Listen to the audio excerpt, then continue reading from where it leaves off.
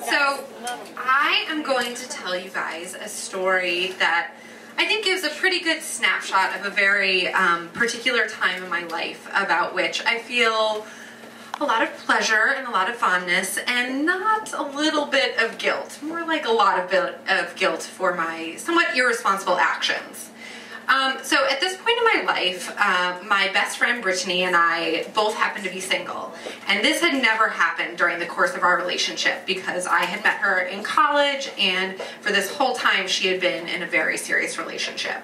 So we were both single, and as you guys probably know, and as many television shows have led us to believe, two 20-something, somewhat desperate single girls in the city often leads to trouble. So this one night we are getting ready, which basically consists of us trying on each other's clothes and, trying on outfits and drinking vodka and Crystal Light and singing some on-demand karaoke to get us pumped for the evening. And we make our way down to the bar where we do what we had termed, because we had actually gone out so much that we gave ourselves nicknames, Alpha and Beta, and we even had a motto, which was weeknights are nights too. And that basically meant that we didn't have to wait till the weekend to go out and get drunk because we had the magical metabolism of 23-year-old girls who could drink, 5 gin and tonics in one evening made with shitty rail gin and still get up at 7 a.m. and go to work the next day. So we go out to the bar and we decide to take a turnabout the room, which basically means we're going to go and scope out, the cute guys there, but it sounds much better if you're quoting Jane Austen. So we go, take a few turns about the room, get a few drinks, we split up for a little while, and we find ourselves back in the middle of the dance floor. And for some reason, we just look at each other and we decide it's going to be that kind of night. And the way I know it's going to be that kind of night is because, and I still don't understand why we did this, but we just start chanting, self-destruct, self-destruct, self-destruct. And I mean like chanting at the top of our lungs in the middle of this crowded dance floor while like Whitney Houston is playing behind us.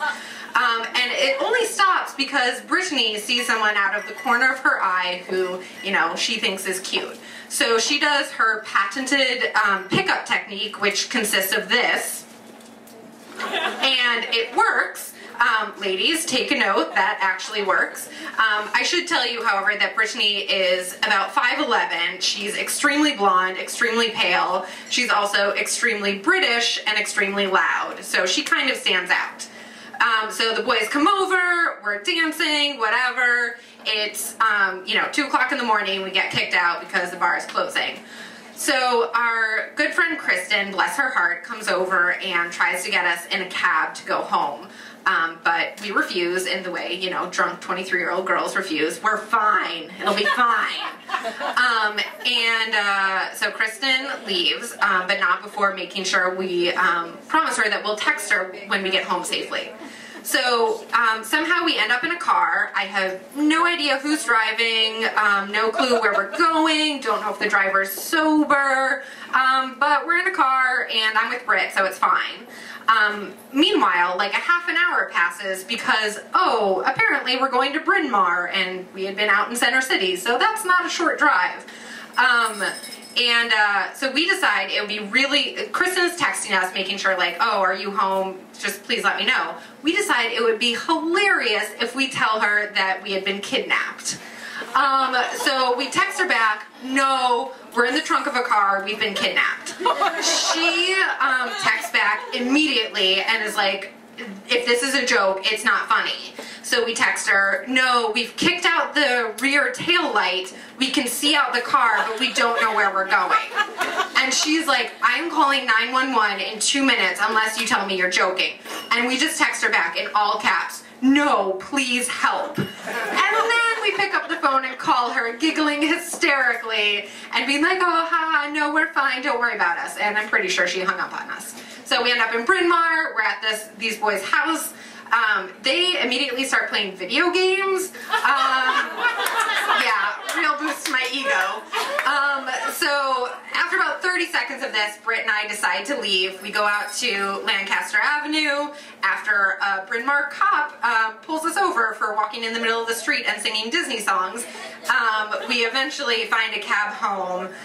The next day we grovel, and I think we take Kristen out to see High School Musical 3 in the movie theater, so all was forgiven.